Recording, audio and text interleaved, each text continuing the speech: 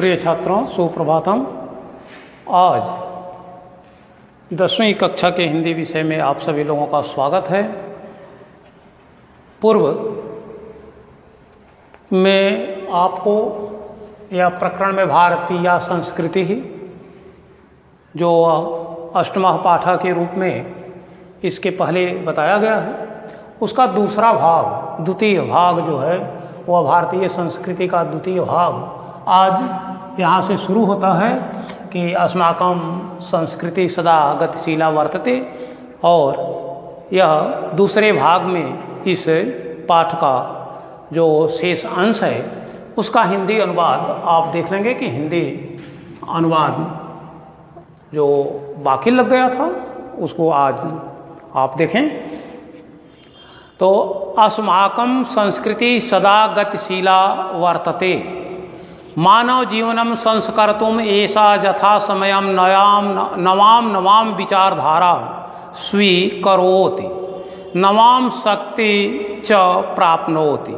अत्र दुराग्रह नास्ति, यत् युक्तियुक्तं कल्याणकारी च तदत्र सहर्षं गृहीतं भवति। एतस्या गतिशीलतायाः रहस्यं मानव जीवनस्य शाश्वत मूल्येषु निहितं तद यथा सत्यस्य प्रतिष्ठा, सर्वभूतेषु समभावः, विचारेषु औदार्यम्, आचारे दृढ़ता चेति।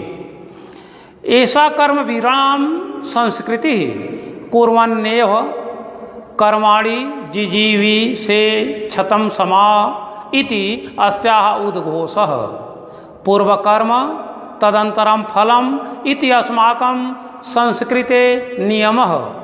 इदानीं यदा वयं राष्ट्रस्य नवनिर्माणे संलग्ना अस्मः, निरन्तरं कर्मकरणम् अस्माकं मुख्यकर्तव्यम्।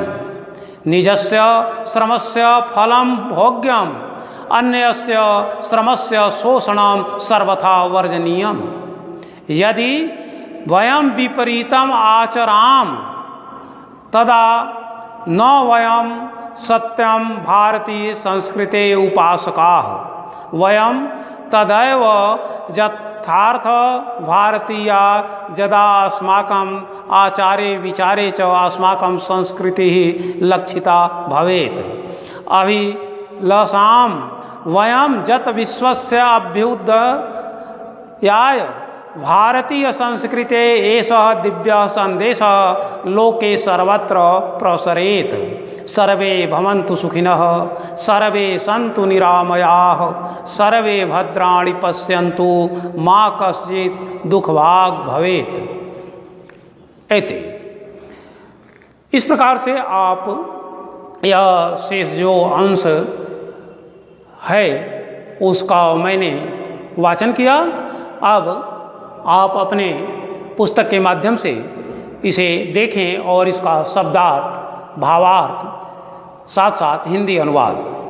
तो अस्माकं संस्कृति सदा गतिशीला वर्तते। अस्माकं हम लोगों की, हमारी संस्कृति माने संस्कृति सदा हमेशा गतिशीला वर्तते, गतिशील है। हमारी संस्कृति सदा गतिशील है। मानव जीवनम संस्कर्तुम यथा समयम नवाम विचारधाराम स्वीकरोति। मानव जीवन के संस्कार के लिए, संवारने के लिए, संस्कर्तुम संवारने के लिए, ऐसा यथा समयम, यह संस्कृति यथा समयम, समय के अनुसार, नवाम नए नए विचारधारा को स्वीकार करती है। हमारी संस्कृति मानव जीवन के संस्कार के लिए, संवारने के लिए अथवा दोष रहित करने के लिए समय समय पर नए नए विचारधाराओं को स्वीकार करती है। नवाम शक्तिम च प्राप्नोति, और नई शक्ति प्राप्त करती है। नवाम शक्तिम च प्राप्नोति, और नई शक्तियाँ प्राप्त करती है। अत्र दुराग्रह नास्ति, यहाँ कोई दुराग्रह नहीं है, दुराग्रह कुंठा नहीं, नास्ति न अस्ति, नहीं है। जत जो युक्ति युक्तम कल्याणकारी च, जो युक्ति संगत है और कल्याणकारी है, तदत्र सहर्षम गृहीतम भवति, वह यहाँ सहर्षम हर्ष के साथ, सहर्षम अर्थात हर्ष के साथ गृहीतम भवति ग्रहण होता है।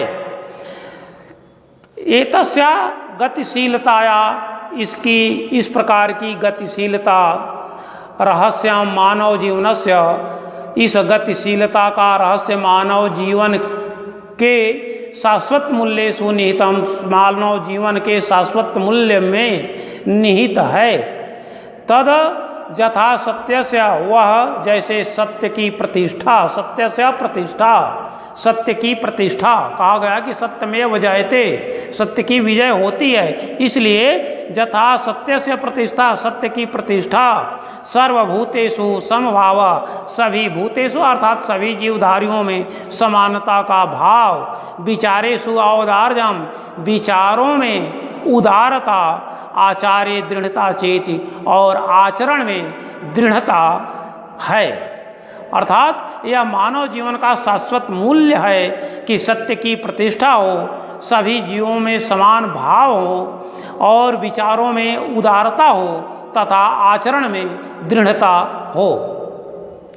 ऐसा कर्मवीराणां नाम संस्कृति, यह कर्मवीरों की संस्कृति है। ऐसा कर्मवीराणां संस्कृति, यह कर्मवीरों की संस्कृति है। कुर्वन् नेवेह कर्माणि जिजीविषे क्षत्रम समा, कुर्वन् ने करते हुए, कार्यों को करते हुए, कौन से कार्यों को? करने योग्य कार्यों को सदैव करते हुए, जिजीविषेत क्षत्रम समा, 100 वर्षों तक जीने की इच्छा करनी चाहिए। अर्थात करने योग्य कार्यों को करते हुए हमें 100 वर्षों तक जीने की इच्छा व्यक्त करनी चाहिए, इच्छा रखनी चाहिए। इति अस्या उद्घोषा, इति इस प्रकार, ऐसा यह हमारे संस्कृति का उद्घोष है, घोषणा है कि करने योग्य कार्यों को सदैव करते हुए 100 वर्षों तक जीने की इच्छा व्यक्त करनी चाहिए, रखनी चाहिए। पूर्व कर्म तदंतरम फलम, पहले कर्म उसके बाद फल। इति अस्माकं संस्कृते नियम, यह हमारी संस्कृति का नियम है कि पूर्व कर्म तदंतरम फलम, पहले कर्म तदंतरम फलम, उसके बाद फल। ऐसी हमारी संस्कृति का नियम है। जैसे गीता में भी कहा गया है कि कर्मण्येवाधिकारस्ते मा फलेषु कदाचन, वही यहाँ भी कहा गया है कि पहले कर्म पर करें, फल की, उसके बाद फल की इच्छा करें। यह हमारी भारतीय संस्कृति की एक नियम है। इदानीं यदा वयं राष्ट्रस्य नवनिर्माणे संलग्ना स्म, इदानीं इस प्रकार से यदि वयं अर्थात हम सभी लोग राष्ट्र के नवनिर्माण में संलग्न हो जाएं, तो निरंतरम कर्म करणम अस्माकं मुख्य कर्तव्यम, तो सदैव कर्म पर विश्वास करते हुए, कर्म करते हुए हमारा मुख्य लक्ष्य जो है वह कर्म करना है। इदानीं कर्तव्यम निजस्य श्रमस्य फलम भोग्यम, अपने श्रम का, निजस्य अर्थात अपने स्वयं के, श्रमस्य परिश्रम का फल भोग्यम, फल भोगें। अन्यस्य श्रमस्य शोषणम सर्वथा वर्जनीयम, दूसरे के परिश्रम का शोषण करना हमारी संस्कृति में सर्वथा हमेशा वर्जनीयम, वर्जित है, मना कराया गया है कि हमें दूसरे के श्रम का शोषण नहीं करना चाहिए। यदि वयम विपरीतम आचराम, यदि हम इसके विपरीत आचरण करते हैं, तदा न वयम सत्य भारतीय संस्कृति उपासका, तब हम सही वास्तव में भारतीय संस्कृति के उपासक नहीं हैं। वयम तदैव यथार्थम भारतीय, जब हम वास्तव में, तभी यथार्थ वास्तव में भारतीय होंगे। यदा अस्माकं आचार्य, जब हमारे आचार्य आचरण में विचारे व्यवहार में अस्माकं संस्कृति लक्षिता भवेत, हमारी संस्कृति लक्षित हो, दिखाई देती हो, आचार और व्यवहार में समानता हो, तभी हमारी अंदर हमारी भारतीय संस्कृति दिखाई देती है।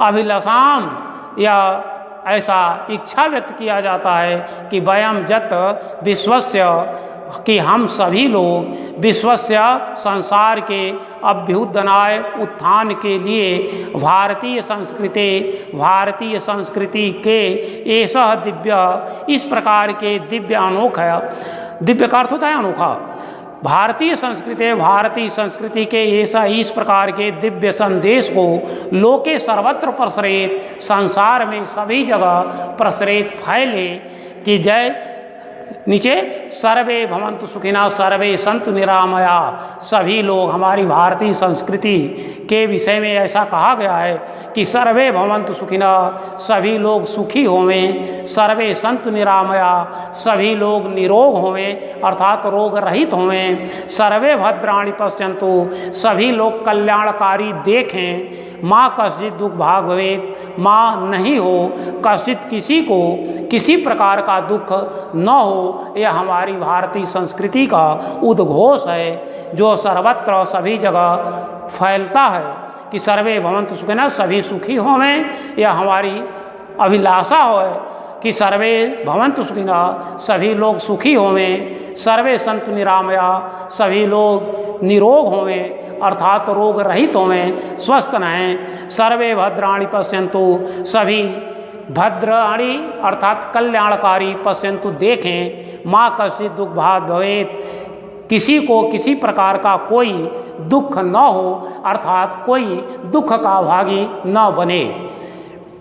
इस प्रकार आप देखेंगे कि यह अष्टमा पाठ का जो भारतीय संस्कृति का हिंदी अनुवाद आप लोगों को बताया गया।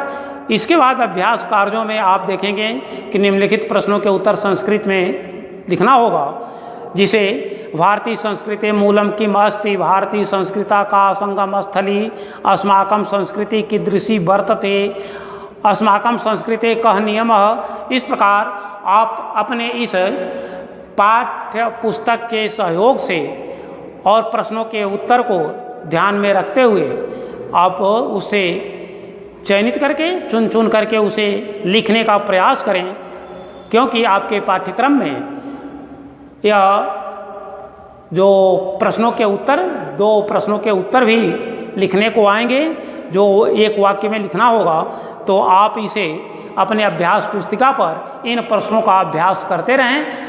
जो अभी पाठ पढ़ाया गया है उससे आप समझ करके चुन करके और उन प्रश्नों के उत्तर अपने अभ्यास पुस्तिका में लिखें। आज बस इतना ही, धन्यवाद।